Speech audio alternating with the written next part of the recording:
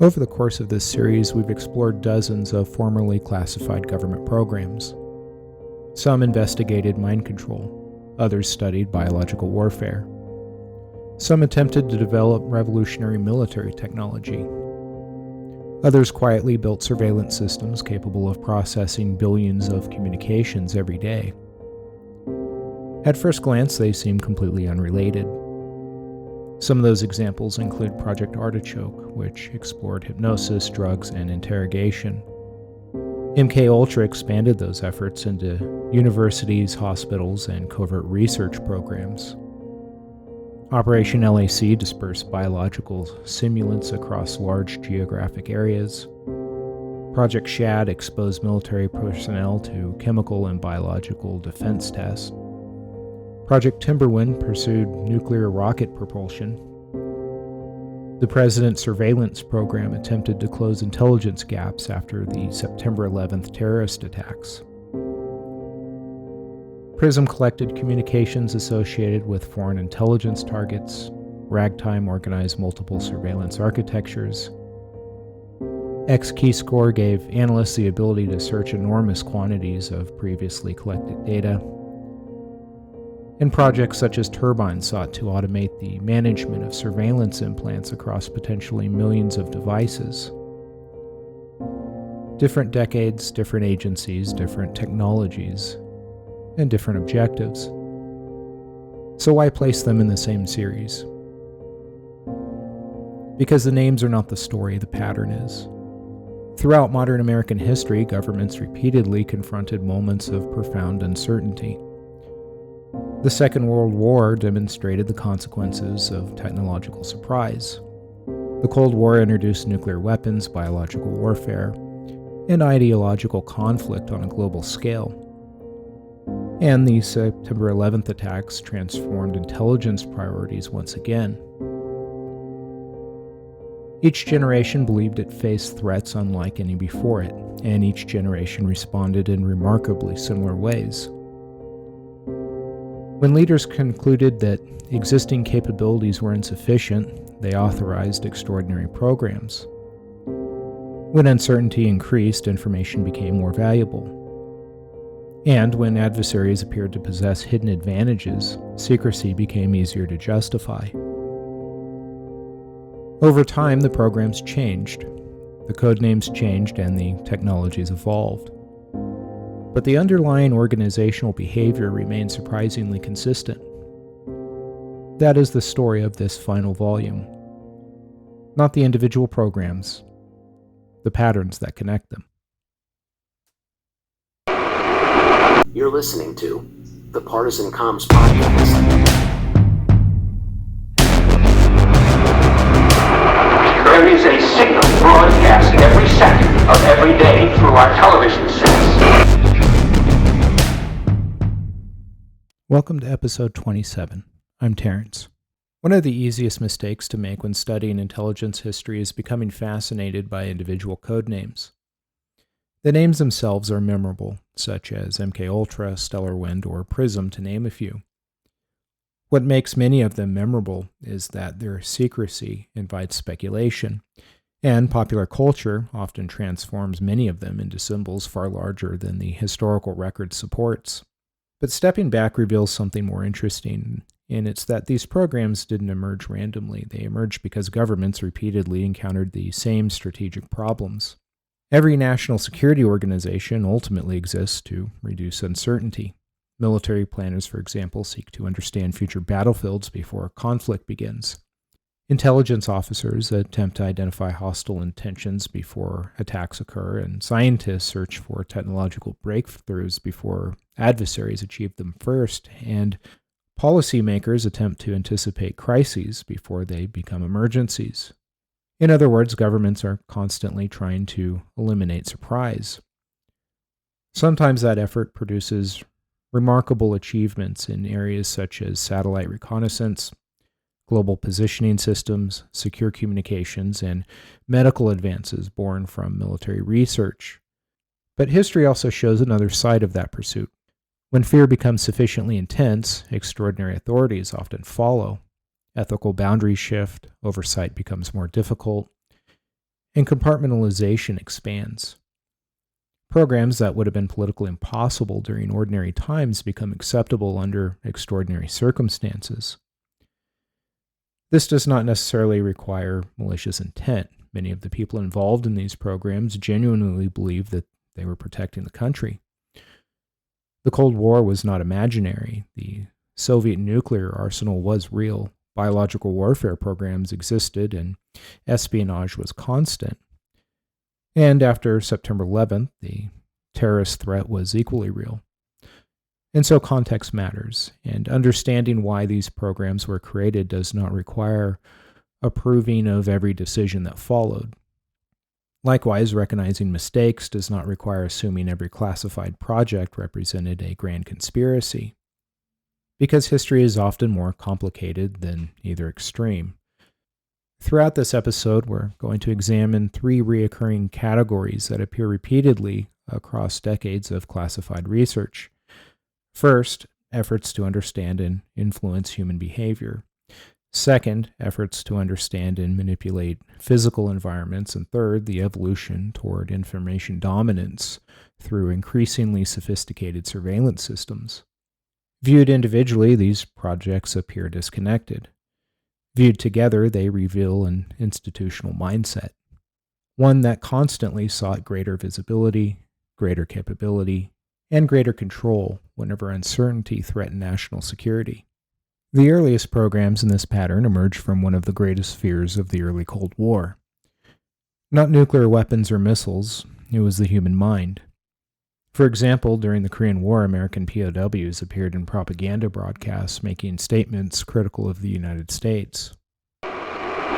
The film you are about to see was produced as a troop information film, specially prepared to alert the American soldier against a hidden enemy, an enemy that can destroy morale, rob the soldier of the will to fight, and even trick him into surrendering. Enemy propaganda. Although this study of communist deception was made for a military audience, we think that you, the American public, will also find it pertinent and enlightening.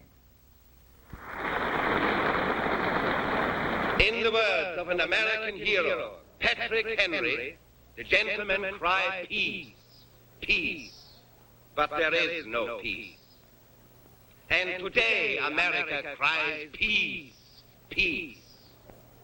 To further the blessings of peace, to ensure peace, America today sends to every nation in her imperialist orbit the implements of peace, ammunition, rifles, bayonets, hand grenades, machine guns, bombing planes, fighter planes, and now even atomic cannon.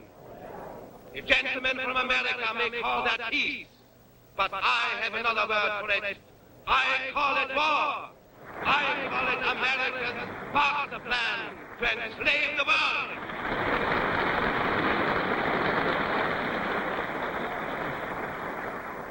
Let no one be deceived by the American-style peace. That was the voice of the Kremlin, or rather, one of its voices. There are lots of them around the world, speaking in every language. I'm Colonel Foster.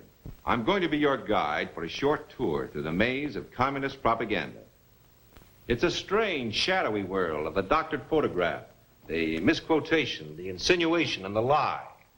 Now, some of this material to us is comical. Some of it is tragic. Some of it's weird. Some of it's dull. But all of it has the single purpose of digging the grave of liberty. The grave diggers of communism have been trying to set America up for the kill for years. And it makes them very angry that we don't just collapse as per schedule. Listen to this. The living conditions of the American masses, that's you, are swiftly deteriorating. Our generation is going through the final convulsions of the dying world of capitalism. That's what it says here. And if you don't believe that pamphlet, try this one. Bankrupt America may have one more war in its decaying carcass, but her young men who face nothing but brute labor, poverty, and death may refuse to fight. And in some places around the still free world, some people believe them. Like to know what they're saying about you and all American soldiers? Well, in England, the communists call you arrogant gum chewers. They tell the Japanese you're pleasure-loving, pampered juvenile delinquents. For Italian ears, the communists call you black marketeers bent on looting Europe. To the Austrians, they call you uncultured young thugs. To the Soviet-occupied countries of Eastern Europe, they say you are members of the gangster army of imperialist America. And to the people of Korea, the communists say you are cold-blooded murderers who tortured and shot and buried alive thousands of innocent civilians. Did you notice how the slander progressed? From the gum chewers to juvenile delinquent, to black marketeer, to thug, gangster, murderer. From you should be laughed at to you should be shot in just a few easy steps. Let us review once again the weaknesses in the American character. First, the average American can't or won't think independently, but is always ready and eager to go along with the group and let the others do his thinking for him. Second, he seems to lack confidence in his ability to solve his own problems. By himself, he is frightened and insecure. He expects others to make living easy for him. Third, he talks a great deal about his concern for others, but basically, he lives only for himself. And fourth, the American is not committed to a definite standard of conduct. He has hazy concepts of right and wrong. In short, he is an opportunist. He will do anything for a price. The decadent capitalist society breeds these weaknesses. We can use them. Upon assuming your positions, you, as instructors of American prisoners, can exploit these weaknesses in order to control them. Not flattering, certainly. These are communist ideas from actual Chinese documents. Maybe it should be written off as pure tripe. Americans went into Korea to do a job. A nasty, dirty, dangerous job. A job that none of them asked for, but they fully intended to do it. Among them was Dr. William E. Mayer, physician and psychiatrist of the United States Army Medical Corps, who served as a member of the Joint Medical and Intelligence Team, which made a comprehensive study of Americans who returned after nearly 3 years as captives of the Communist Chinese. Ladies and gentlemen, I'm Ronald Reagan. I'm speaking to you now not as an actor endeavoring to entertain you, and certainly not as an announcer speaking for a sponsor. I talk as Ronald Reagan, American citizen, to you, American citizen, concerning the Communist Chinese appraisal of our national character. Did they have our number? Was it all enemy tripe? We began to learn the answer when the Communists released back to us the several thousand men they had held for nearly 3 years. What I have to tell you now is Dr. William E. Mayer's own story, as he saw it and as he believes it now can shape our future. The Americans who fought in Korea were a good representative cross-section of healthy American males in the 19 to 24-year age group. The majority could be considered average. They were well-trained and well-armed, and they came from all over America. They fought bravely and well.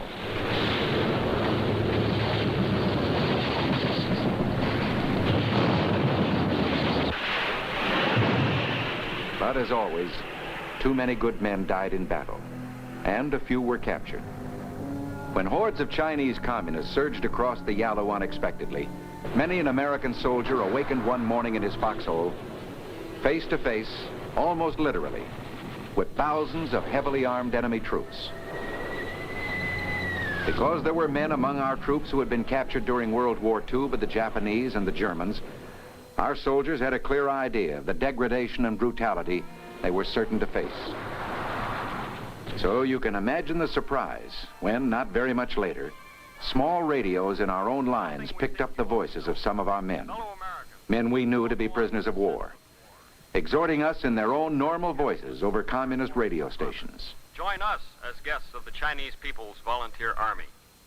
Fellow Americans, don't go on with this senseless war. Stop being the tools of the rich capitalists who start wars for profit. Join us as guests of the Chinese People's Volunteer Army. Of course, we knew that something was wrong. In every war in the past, some men have always been able to make their way back to our lines. But this was not happening in Korea. In nearly 3 years of captivity in established POW camps, not a single American prisoner successfully escaped and got back to our hands. And there was something else that concerned and alarmed Dr. Mayer and his fellow researchers: the death rate among the Americans. Out of 7,000 men taken prisoner, more than 3 out of every 10 died in captivity. It was not until nearly 2 years later, nearly 3 years following their capture, when our men were finally returned to us, that we were able to ascertain exactly what had happened. These men, like prisoners from all wars, were studied to learn about enemy treatment of POWs so future soldiers could be better trained. But here also was a chance to see directly into the communist state through the eyes of typical average young Americans, products of our society and its traditions and beliefs. Their beliefs had been severely tested in Korea. A study could tell us important things about our national strength and weaknesses. Project 50239, Scene 2, Take 1. Where did you go from Seoul? From Seoul, sir, we were going to Pyongyang. Yes. And this is when the death march really started. I see. On the way to Pyongyang, the men that would fall out were beaten to get back in the column and go on. And when they got so bad that they couldn't walk at all, they would say that they were going to leave them behind and bring them on in trucks. But we'd never see them again. I see. Do you remember the names of any of the people at this time then? Well, there was one boy I know. You mean... of the North Koreans. Oh, of the North Koreans. Yes, sir. There was Kim. He was one of the North Koreans, or a South Korean soldier he had been. Mm-hmm. And he wore a white pistol belt all the time. Uh-huh. At Sewell, he had become a trustee. Uh-huh. And then they put him on this guard for us. I see. Anybody else? Well, not right then. Mm-hmm. Well, yes, sir. There was a boy they called Chani. He was also a South Korean prisoner there at Sewell. Mm-hmm. And then he'd become a trustee. He was a guard? Yes, sir. Mm-hmm. And they, after we left Sewell, they cooked our chow for us at one place there. Mm-hmm. Then where'd you go from Pyongyang? Go ahead from there. From Pyongyang? Yes. From Pyongyang, we were put on a train, and we just went on north. I see. Did you walk all the way? When were you put on the train and taken up? It was in October. I don't know just the day it was, mm-hmm. but it must have been the 16th, because 5 days later is when the massacre was. We were in the tunnel. In the tunnel. When did you first go in the tunnel? It was the 20th of October. It was that morning. The train was way back down the track about 15 miles. Yes. And that morning, we moved into the tunnel. You walked into the tunnel? No, so we went in on the train. Oh, I see. Mm-hmm. There was about 3 cars in the engine. Mm-hmm. Mm-hmm. How many were there of you that time, do you remember? At that time, there were just a few over 200, I believe, sir. Mm-hmm. Do you want to tell me now what happened after you got in the tunnel? Well, after we got in the tunnel, we were given these old hard crackers. Yes. And our mouths were so sore then we couldn't hardly eat them. Yes. We sat there all day and they chomped on these crackers. In the tunnel? Yes, sir. And we didn't have any water at all. Mm-hmm. And they wouldn't let us out to get water because of the planes. Mm-hmm. Excuse me. Well, then what happened after, when did they begin treating you so badly in the tunnel? And when did the massacre begin? Well, the massacre began whenever they said they were going to give us chow. I see. That evening, about 5:30, they come in and said, chop, chop.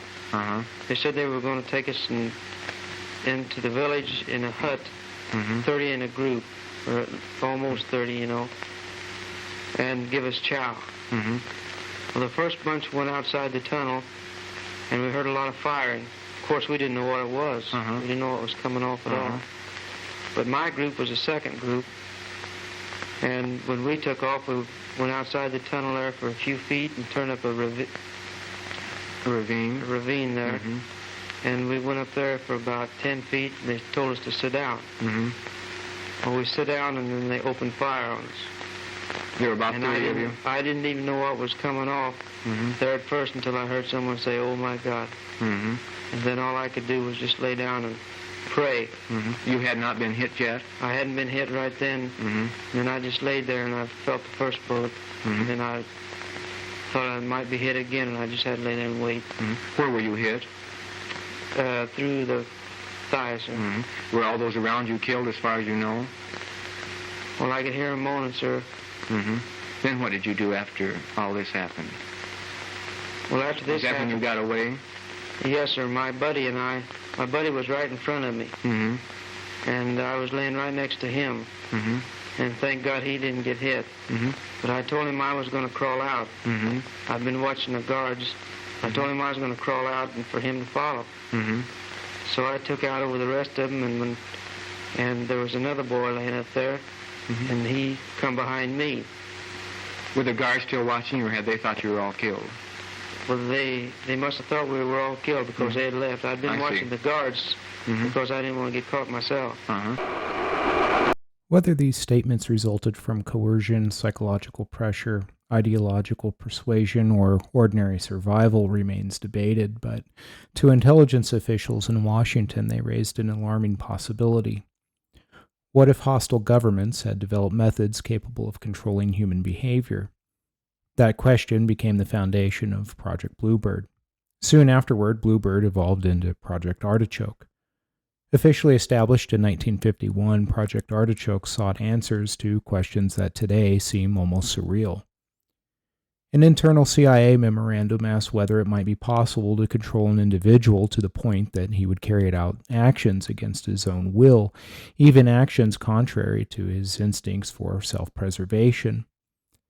The question itself reveals the mindset of the period. Artichoke was not simply searching for better interrogation techniques. It was attempting to determine the limits of human autonomy. Researchers explored hypnosis, sleep deprivation, isolation, psychological stress, drug-assisted interrogation, and various narcotics and hallucinogens. The objective was straightforward, even if the methods were not. Could resistance be weakened? Could memory be altered? Could information be extracted more reliably? Could behavior itself become something that intelligence services might deliberately engineer? Some experiments occurred within laboratories, others reportedly extended overseas through cooperation with allied services and American military organizations. The project drew upon expertise from the CIA, military medical researchers, and other government agencies.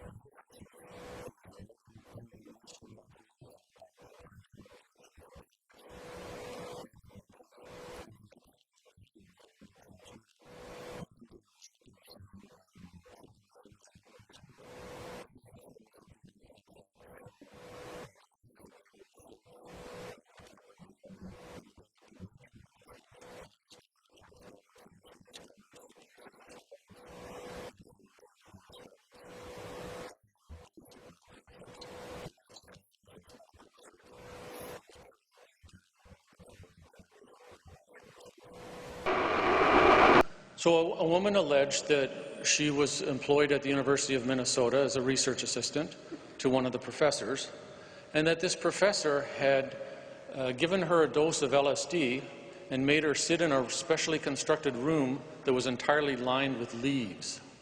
There was leaves glued to the wall. And she alleged that this happened under a nationally funded research grant in the 1960s in full public view at the University of Minnesota. And she alleged that the LSD resulted in a bad trip and she had to be treated in the emergency department. So if this woman came to a court of law, many psychiatrists and psychologists would testify that this is obviously impossible, preposterous, not real, no such thing ever happened. Well, take a look at the next slide. This is the Ames Leaf Room, developed by Dr. Ames on contract to the Office of Naval Research. The Ames Leaf Room was used in experiments at the University of Minnesota conducted by Dr. Amadeo Marazzi on contract to the Air Force Office of Scientific Research. And this is one of his papers, and in the paper, on the first page, it says that it was funded by the the Air Force Office of Scientific Research. So these are facts. And this is a picture, actually from a different paper, of another subject in the Ames Leaf Room, and he's sitting here. He has levers here that he can control with his hand. And in some of the experiments, the subjects were wearing special goggles with lenses called anisoconic lenses, which distorted all the angles. So when they're sitting in the Ames Leaf Room, one wall's going this way, the floor's going this way, nothing meets up and makes any sense. So they would be in the Ames Leaf Room wearing anisoconic lenses while on hallucinogenic doses of LSD. And this guy is controlling these knobs to make this bar at the end of the leaf room appear to him to be horizontal. The conclusion from this research was that when you're high on LSD, wearing anisoconic lenses, your perception is distorted.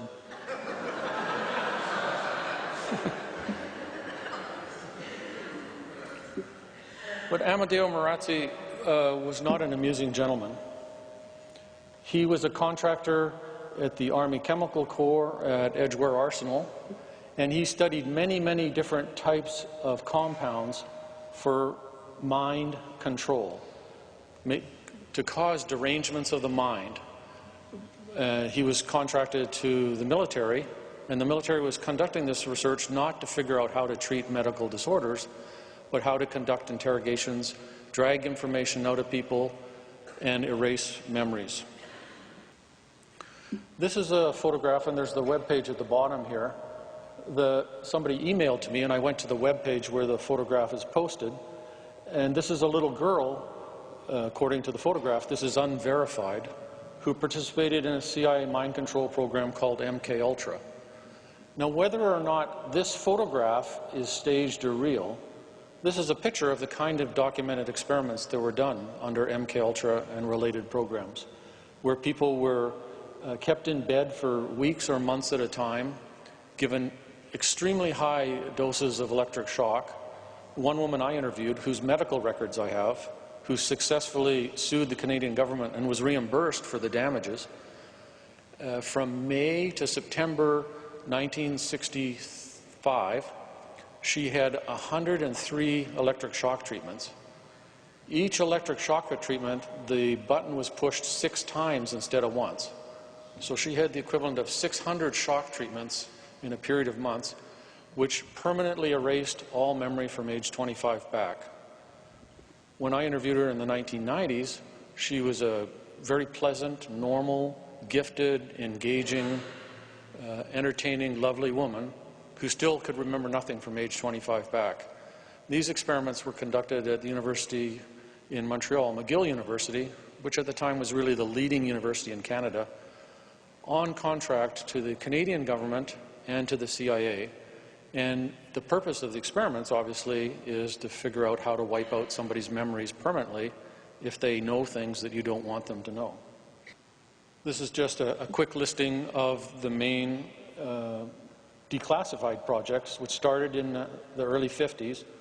Bluebird and Artichoke were actually signed into existence by the director of the CIA in April of 1950, 3 months before the start of the Korean War.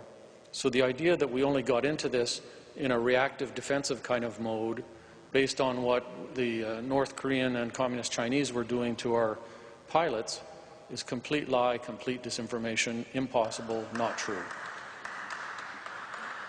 So there's a whole series of these projects, and these are just their names. The names sometimes have some specific meaning and sometimes apparently don't. MK Naomi was named after the secretary of one of the guys in the CIA. And the prefix MK apparently designates the division of the CIA that ran these experiments. So there's many of them, and this is just the tip of the iceberg.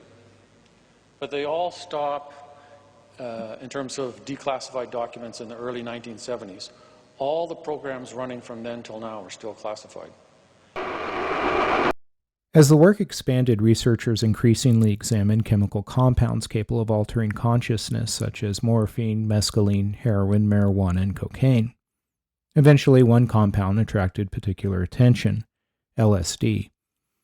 At first, LSD appeared to offer extraordinary possibilities. Researchers speculated that it might function as a truth serum. Perhaps it could lower inhibitions and disrupt resistance, or maybe it could temporarily reshape perception in ways useful during intelligence operations. As later experimentation demonstrated, reality proved considerably more complicated. Human responses varied dramatically. Predictability remained elusive, and behavior resisted simple engineering. Nevertheless, rather than ending the research, the CIA expanded it. Project Artichoke gradually gave way to what became one of the most infamous intelligence research efforts in American history, MKUltra. Unlike Artichoke, which concentrated heavily on interrogation and behavioral influence, MKUltra grew into an umbrella program encompassing well over 100 sub-projects conducted through universities, hospitals, research foundations, pharmaceutical companies, and private contractors. Many researchers participating in these studies reportedly did not know they were working for the CIA. Funding often moved through intermediary organizations. Compartmentalization protected the broader program, and some experiments involved informed volunteers. Others did not. The case most frequently remembered today is that of Frank Olson, an Army biological warfare scientist who was unknowingly administered LSD during a CIA-sponsored retreat in 1953 before his death days later. The Frank Olson family has lived here in Frederick, Maryland since 1950. Olson was a top-level biochemist at nearby Fort Detrick. In 1953, November, Alice Olson was told simply that her husband had fallen or jumped out of a 10th-story window at the Statler Hilton Hotel in New York City. My own reaction was one of tremendous relief and very deep sorrow, and a sort of frustrating feeling that it had been so pointless, that human life had gone for no reason. But the grief was overwhelming, almost to the extent it was the night of his death. One is either asked to believe that, in addition to being malicious in many ways, the CIA is very bumbling. But in this case, I think there's another possibility that there may have been some intent. And I'd like to be reassured that there was no intent to kill my father. I think that is an open question. Frank Olson's case became emblematic of a larger problem, in that the ethical boundaries surrounding intelligence experimentation had become increasingly blurred. As congressional investigations later revealed, MKUltra itself eventually evolved into successor efforts. MK Search continued research into pharmacological methods of influencing behavior. MK often examined toxicological and behavioral effects of chemical compounds. And MK Chickwit served a different but equally important function.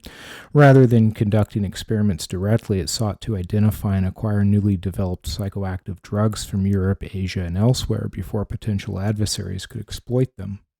In effect, knowledge itself became an intelligence target.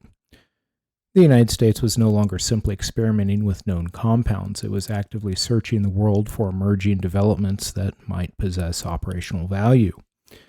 The progression of these programs is significant. Project Artichoke asked whether behavior could be influenced. MKULTRA expanded the search dramatically. MKSearch continued refining the research. MK often broadened the chemical dimension, and MKChikWit transformed global pharmacological research into an intelligence collection problem. Viewed individually, each project appears distinct. Viewed together, they illustrate a consistent organizational response to uncertainty. When intelligence agencies feared that adversaries might possess capabilities they did not understand, the solution was rarely to stop asking questions. The solution was to expand the research. As a result, behavior itself became another battlefield. And once governments begin viewing human behavior as a system that can be studied, measured, and perhaps manipulated, it becomes only a small step toward asking a broader question, which is, if people can be studied as systems, can entire environments be studied the same way? If Project Artichoke and its successor programs represented an effort to understand and influence individual human behavior, another branch of Cold War research began asking a different set of questions. Instead of focusing on a single person, planners began looking outward and asking what would happen if an entire city were exposed to a biological agent. How would weather affect its movement? How long would an aerosol remain suspended in the atmosphere? And how vulnerable were military installations, naval fleets, transportation hubs, or even population centers? These were not questions driven by idle scientific curiosity. They emerged from genuine strategic concerns. The Second World War had demonstrated the devastating consequences of scientific innovation and the willingness of governments to pursue increasingly unconventional weapons. By the early Cold War, intelligence assessments suggested that both the United States and Soviet Union were exploring chemical and biological warfare capabilities. Military planners believed that if such weapons were ever used, that understanding how they disperse through real-world environments would become essential for both defense and survivability. Once again, uncertainty became the driving force, and once again the proposed solution was experimentation. One of the earliest and largest examples was Operation LAC, short for Large Area Coverage. Conducted during the 1950s and early 1960s, Operation LAC sought to answer a deceptively simple question. Could biological agents released into the atmosphere spread across hundreds or even thousands of miles?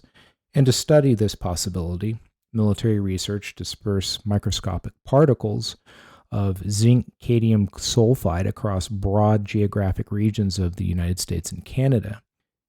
These particles were intended to simulate the movement of biological agents without using actual pathogens.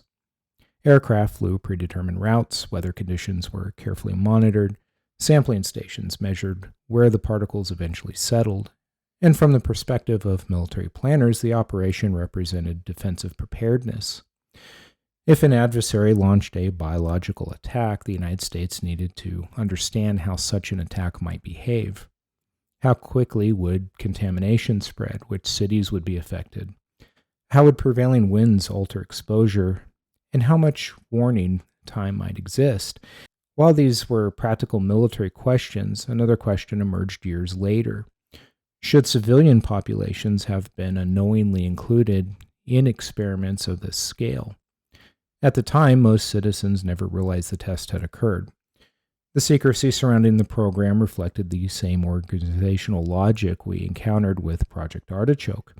Officials believed public disclosure might compromise operational realism, reveal defensive vulnerabilities, or generate unnecessary alarm. The experiments therefore proceeded largely outside public awareness. Whether one views those decisions as understandable within the context of the Cold War or as a serious ethical failure, they illustrate an important pattern that when uncertainty increases, informed consent often becomes secondary to perceived national security requirements. Operation LAC did not remain an isolated effort. Researchers continued investigating environmental dispersal through additional field studies. As mentioned in the previous episode, among them were Operation Do 1 and Operation Do 2, and those programs focused on aerosol behavior under varying environmental conditions.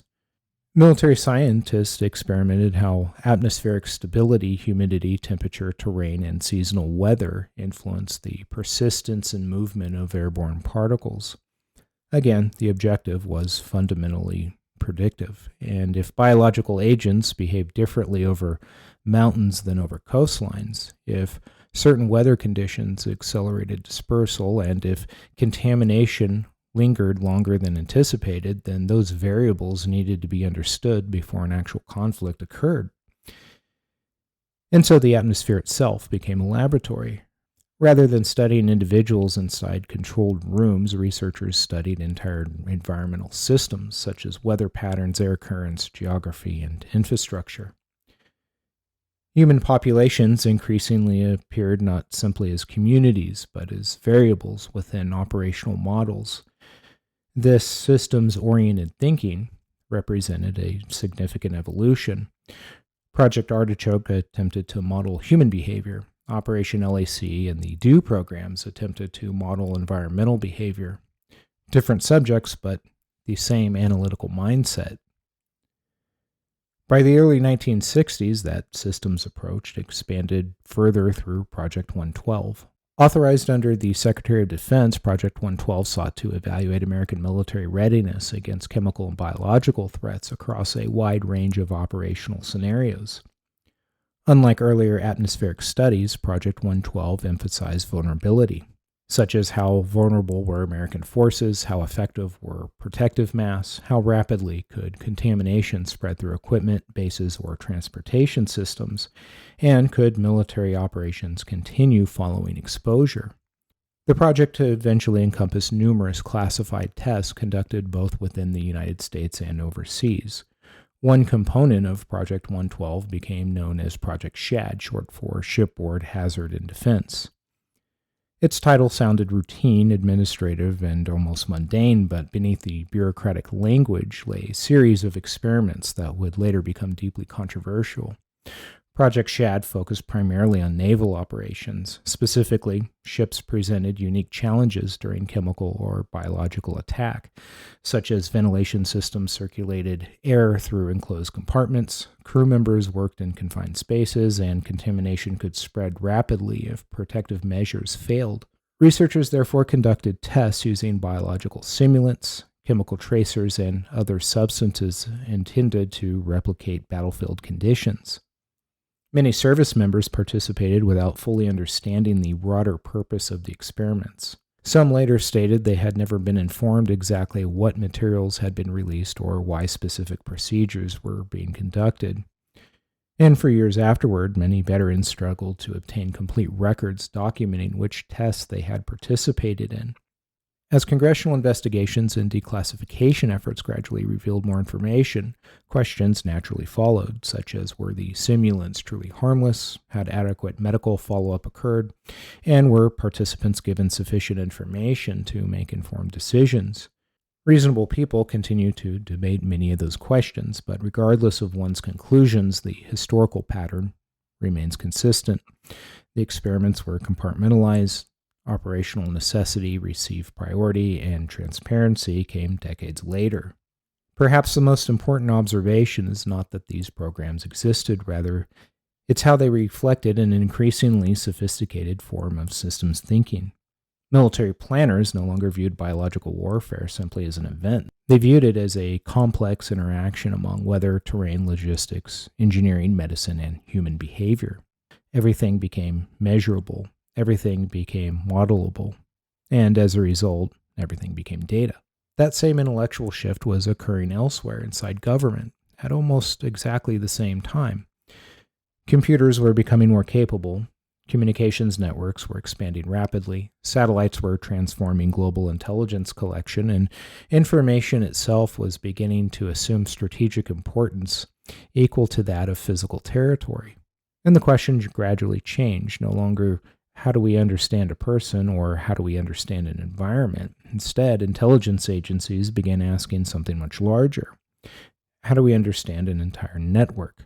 not merely a city or a battlefield, but the relationships connecting people, communications, organizations, and governments across the globe. And that answer would not emerge from biology laboratories or atmospheric testing ranges. It would emerge from fiber optics cables.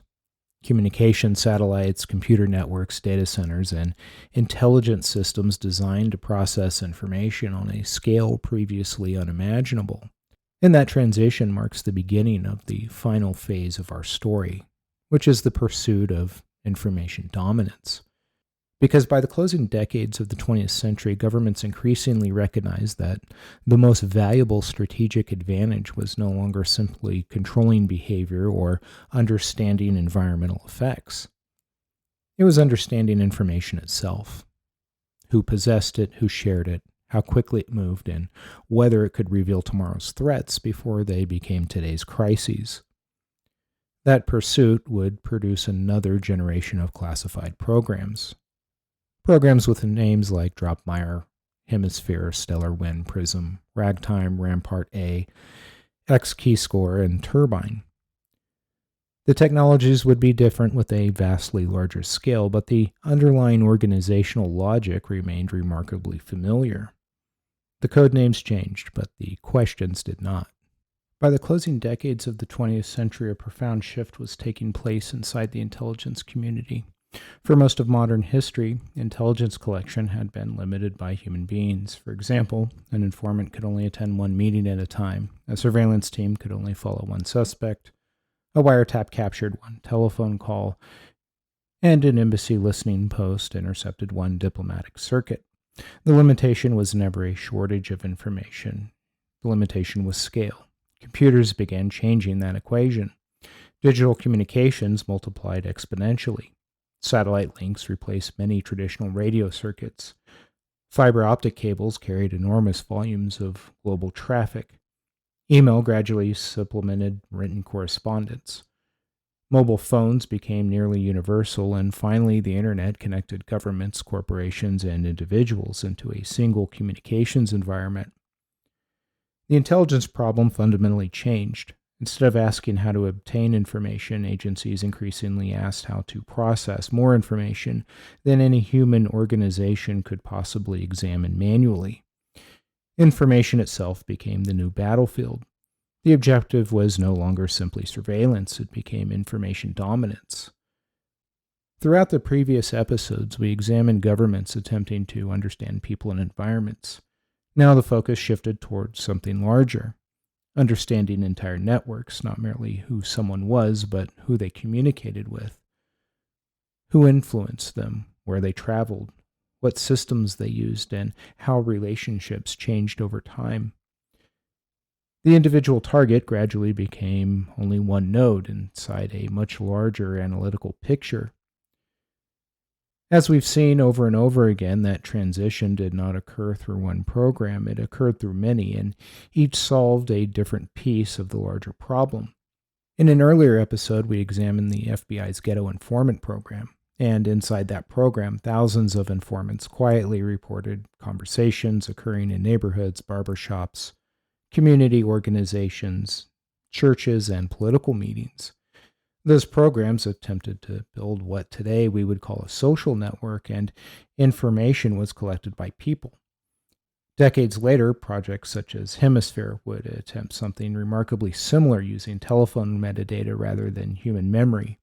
Instead of asking an informant who regularly associated with a particular individual, analysts could examine years of communications records. Patterns emerged naturally, networks became visible mathematically, and again the code names changed. The organizational objective did not, which was to understand relationships before events occur. That same logic would eventually expand far beyond domestic investigations. One of the least publicly discussed but most significant programs in the modern surveillance architecture was Rampart A. Unlike PRISM or XKeyscore, Rampart A did not function primarily as an analytical system, it functioned as infrastructure. Its purpose was to expand the National Security Agency's ability to collect communications from around the world through partnerships with foreign telecommunications providers and government organizations. If earlier generations built listening posts inside embassies, Rampart A effectively built listening posts into portions of the global communications network itself. From the perspective of intelligence planners, this represented extraordinary efficiency. Rather than attempting to intercept individual communications after they reached their destinations, collection could occur while information moved through major international transmission routes, such as fiber optic cables, international gateways, satellite links, and regional communications hubs. The Internet itself increasingly became both the battlefield and the observation platform, and this illustrates in the recurring theme throughout the history of secret programs that infrastructure often matters more than individual operations. Individual investigations come and go, and infrastructure remains, because once collection architecture exists, future intelligence programs inherit capabilities previous generations could scarcely imagine. While Rampart A emphasized global communications infrastructure, military operations in Iraq and Afghanistan generated a different challenge. Combat commanders required intelligence immediately. Waiting days for analytical reports no longer matched operational realities. This need contributed to systems such as the real-time regional gateway. Unlike strategic intelligence repositories located thousands of miles away, the real-time regional gateway integrated information from numerous intelligence sources into operational environments where military commanders could immediately use it. Information sources such as signals intelligence, human intelligence, biometric information, captured documents, telephone metadata, and travel records. Everything became searchable within a common analytical framework, and again, the underlying principle remained familiar: reduce uncertainty, increase visibility, and accelerate decision-making. The intelligence cycle itself became compressed. Information no longer flowed slowly through bureaucratic layers, it moved continuously. Following the attacks of September 11th, another intelligence challenge emerged. Officials concluded that critical warning signs had existed before the attacks, but remained disconnected across separate agencies. As detailed in a previous episode, the response became the President's Surveillance Program. Authorized under presidential authority, the program sought to close what intelligence officials viewed as dangerous gaps between foreign and domestic communications. One compartment became known as STELLARWIND, and operating under extraordinary secrecy, STELLARWIND reportedly combined several collections activities involving communications and metadata associated with foreign intelligence objectives. Supporters argued the country faced unprecedented threats requiring unprecedented capabilities. Critics, however, questioned the legal authorities supporting warrantless surveillance. This controversy eventually culminated in the now well-known confrontation inside Attorney General John Ashcroft's hospital room, where senior Justice Department officials challenged portions of the program's legal foundation. And that movement represented something larger than a political dispute. It reflected an institutional struggle over how democracy should balance security and constitutional limits during periods of crisis. Eventually, many collection authorities migrated into statutory frameworks, particularly through amendments to the Foreign Intelligence Surveillance Act. Emergency authorities increasingly became permanent architecture. Again, another familiar pattern emerges, that temporary measures often outlive the emergencies that created them. As communications increasingly migrated from telephone networks toward internet services, intelligence collection evolved accordingly. And one of the most widely discussed examples became PRISM. Operating under Section 702 authorities, PRISM focused on collecting communications associated with approved foreign intelligence targets through legal directives served upon major technology companies. Public debate frequently misunderstood the program. Government officials emphasized that collection operated through specific selectors rather than indiscriminate keyword searches, and critics questioned incidental collection, transparency, and oversight. Regardless of one's position, PRISM illustrates a larger transformation, that communications infrastructure itself had changed. People no longer stored information exclusively inside filing cabinets or personal computers. Their communications increasingly existed inside cloud services operated by private corporations. Communications such as email, photographs, documents, video conferences, and messaging platforms, and the intelligence community naturally adapted to the environment that technology had created. And if PRISM represented one collection mechanism, Ragtime represented something broader. Public reporting described Ragtime as a family of surveillance compartments rather than a single program. Different components address different operational requirements through Ragtime A, B, C, and Ragtime P. Although many details remain classified, the structure itself demonstrates an important organizational evolution that surveillance no longer consisted of isolated operations. Instead, numerous specialized systems worked together. Some focused on foreign communications, some supported counterterrorism, and others addressed counterproliferation. In some ways, the architecture became modular and compartmentalized. Individual analysts might never understand the entire system, yet collectively those compartments formed an increasingly comprehensive intelligence capability. As we've seen throughout this series, collecting information solves only half the problem. Finding meaningful information inside enormous datasets presents another challenge entirely, and that challenge produced XKeyscore. Contrary to many popular descriptions, XKeyscore did not create information. What it did was search for information already collected through numerous sources. Think of it less as a surveillance system than as an analytical interface, a search engine operating across intelligence repositories. Analysts could search using traditional selectors, such as an email address, but they could also search using behavioral characteristics such as internet activity, encryption usage, geographic patterns, keywords, and associations. Instead of beginning with a known suspect, analysts increasingly began with patterns. As a result, probability replaced certainty, behavior became data, and data became relationships, and relationships became intelligence leads. Supporters viewed this capability as indispensable with an environment containing enormous quantities of digital communications. Critics, however, questioned whether analytical power could outpace effective oversight. Again, both concerns emerged from the same underlying reality that technology had fundamentally changed the scale of information available to intelligence agencies. As analytical capabilities expanded, selecting appropriate intelligence targets also became increasingly complex. The Unified Targeting Tool, often abbreviated as UTT, represented another step in automating portions of that process. Rather than maintaining numerous disconnected targeting systems, analysts could utilize a unified interface to document intelligence purposes, targeting justifications, nationality factors, authorization periods, and applicable legal authorities. The software did not eliminate human judgment. Instead, it standardized how targeting information moved through increasingly sophisticated surveillance systems. And that evolution mirrors development seen throughout modern engineering, where as systems become more complex, coordination becomes just as important as capability. Perhaps no program better illustrates the continuing evolution of intelligence systems than TURBINE. According to documents disclosed through Edward Snowden, TURBINE was designed to automate management of extraordinarily large numbers of surveillance implants.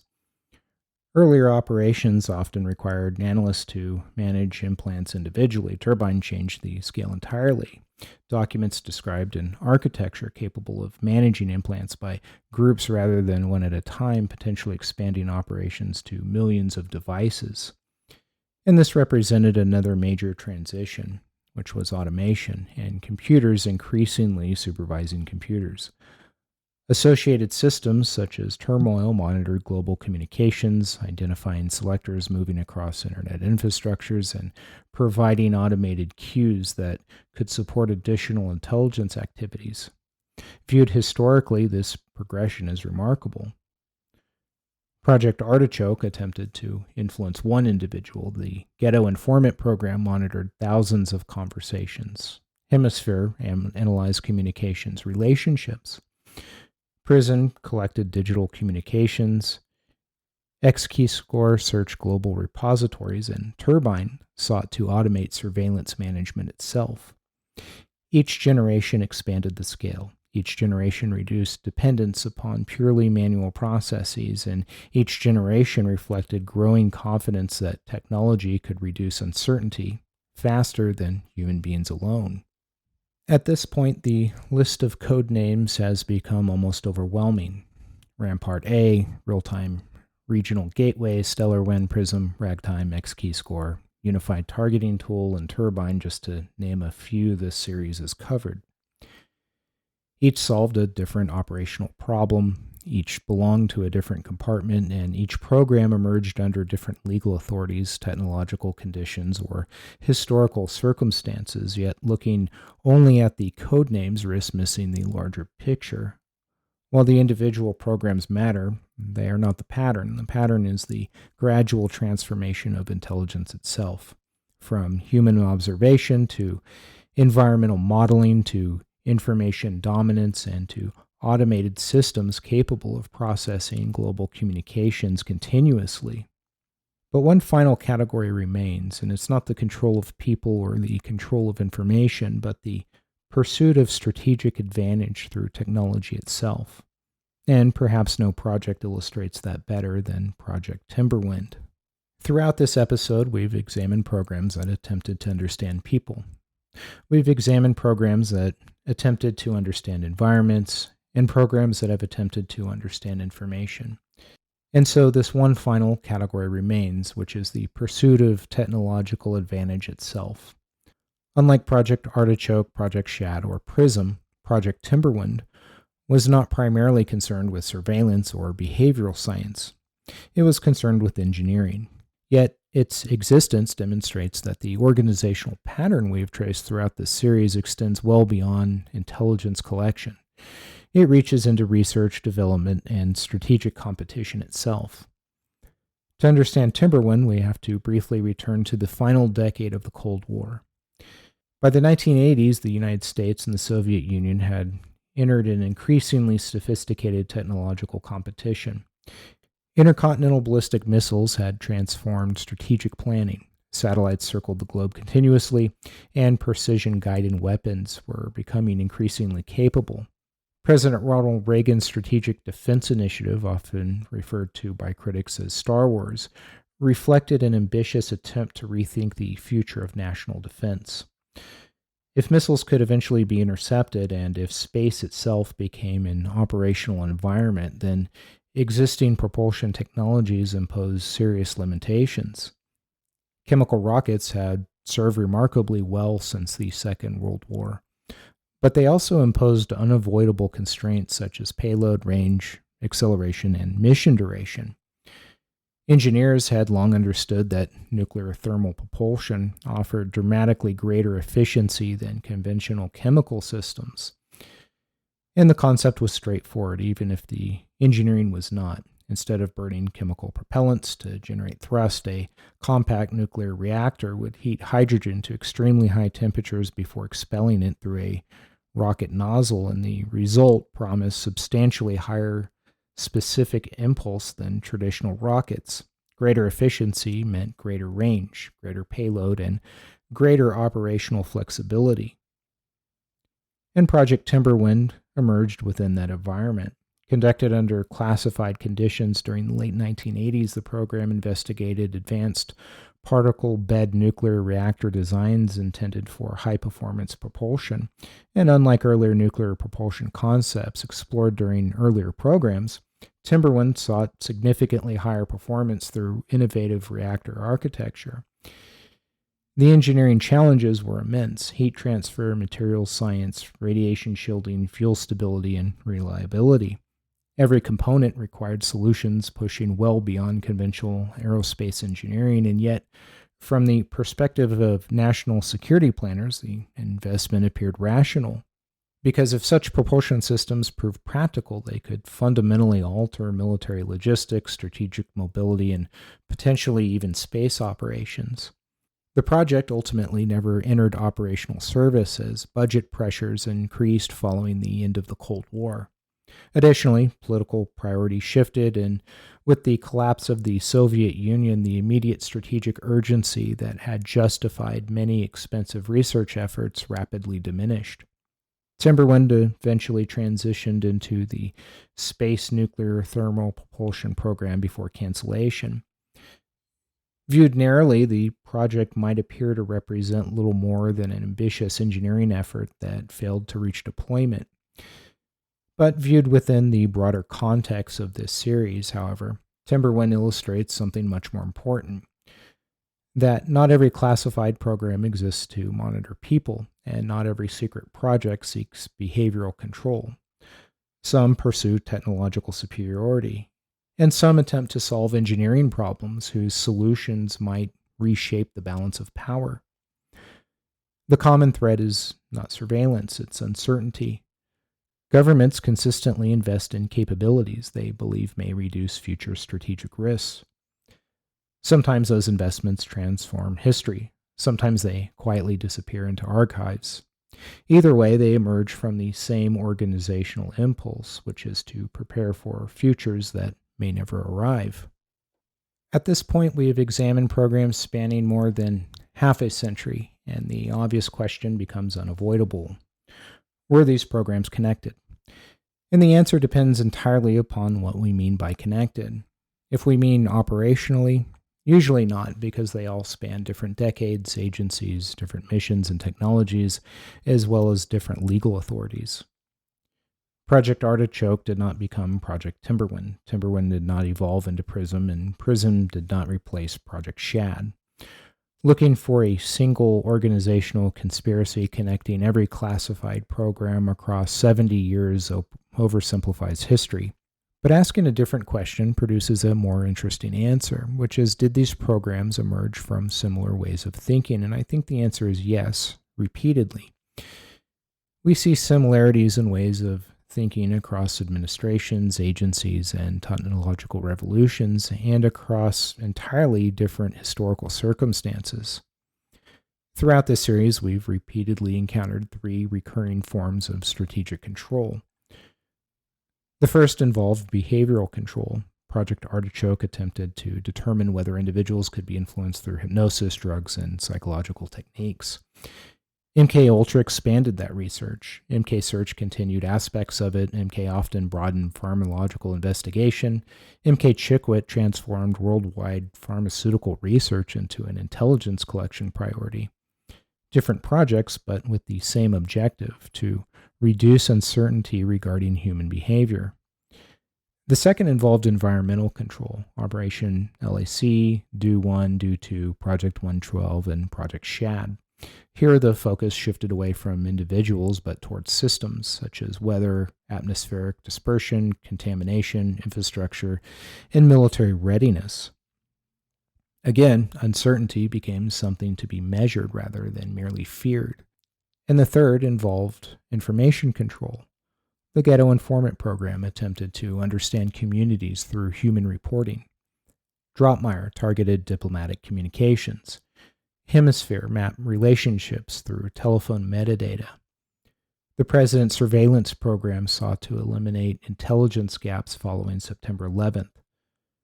PRISM adapted intelligence collection to internet communications. Ragtime organized increasingly specialized surveillance compartments. Rampart A expanded collection infrastructure across international telecommunications networks. The Real-Time Regional Gateway accelerated battlefield intelligence. XKeyscore transformed massive repositories of information into searchable analytical environments. The unified targeting tool standardized increasingly complex targeting decisions, and TURBINE automated surveillance management at unprecedented scale.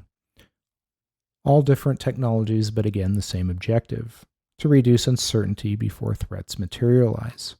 Finally, Project Timberwind reminds us that technological superiority itself often becomes another method of reducing uncertainty. Better propulsion, greater reach, expanded capability, and strategic advantage. And taken together, these programs reveal something remarkably consistent, that governments rarely pursue secrecy for its own sake. They pursue secrecy because they believe certain capabilities cannot be developed publicly. And sometimes that belief proves justified, and sometimes history judges those decisions differently. But the organizational behavior remains strikingly familiar, that fear generates urgency. Urgency expands authority. Expanded authority encourages experimentation. And successful experiments become institutions. Institutions build infrastructure, and that leads to infrastructure enabling entirely new generations of capability. And over time, temporary responses to problems or threats become permanent architecture. And this pattern extends well beyond intelligence. It appears throughout military history, technology history, public health, and emergency management. Everywhere, institutions attempt to reduce uncertainty through increasingly sophisticated systems. When this series began, it would have been easy to treat each classified program as a separate story. One episode about MKULTRA, another about biological testing, and another about surveillance, and maybe another about advanced technology. There is certainly value in understanding each of those programs individually, but history deserves accuracy, documents deserve context, and sensationalism rarely survives careful examination. But somewhere along the way, another story emerged. Not the story of individual code names, it's the story of institutional behavior. Because throughout modern history, governments have repeatedly confronted uncertainty. Sometimes that uncertainty involved ideological conflict, biological warfare, terrorism, and technological competition, and each generation believed it faced unprecedented dangers, concluded that existing capabilities were insufficient, and they all responded in surprisingly similar ways. By building new systems, they collected more information, conducted additional research, and developed better technology, all in an effort to reduce uncertainty, increase visibility, and prevent surprise. And that doesn't mean every classified program was unethical, nor does it mean every government decision deserves unquestioning acceptance. History is more complicated than either conclusion, because some secret programs produce remarkable scientific advances or revealed genuine failures of oversight. Some demonstrated responsible stewardship under extraordinary circumstances, and some crossed ethical boundaries that later generations rightly questioned. The lesson is not that secrecy is inherently good or inherently bad. It's that secrecy changes institutional behavior. Because it narrows visibility, it concentrates decision-making and limits external accountability, and sometimes those characteristics are necessary, and in other circumstances they can become dangerous. And distinguishing between those circumstances requires precisely the kind of historical understanding we have attempted to develop throughout the series. And that's why studying these programs matter. Not to create mythology or encourage cynicism, and not to assume hidden conspiracies explain every historical event, but to recognize recurring organizational patterns, to understand how institutions behave under pressure, how fear influences decision-making, and to understand how technological capability gradually reshapes public policy. In the opening moments of this episode, I suggested that the individual code names were not the story. After examining more than 70 years of classified programs, I believe that observation remains true. While each code name is a signal, interesting in its own right, and worth studying on its own merits, the real lesson appears only when we step back far enough to see the entire landscape. Because history rarely repeats itself through identical programs. It repeats itself through familiar ways of thinking. And if there is one lesson I hope you take away from this entire secret government program series, it is this. Don't become fascinated by the individual signals. Learn to recognize the patterns that connect them. Because long after the code names have been forgotten, the patterns remain. That's all I have for this episode and this series. Thank you for listening, and if you've enjoyed this podcast, please subscribe, rate, or write a review.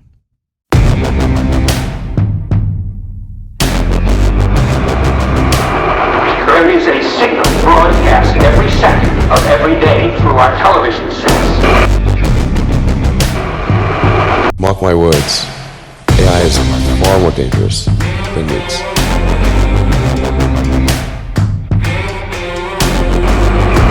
Science and technology are propelling us forward at accelerating rates. Engines throttling up, 3 engines now at 104%.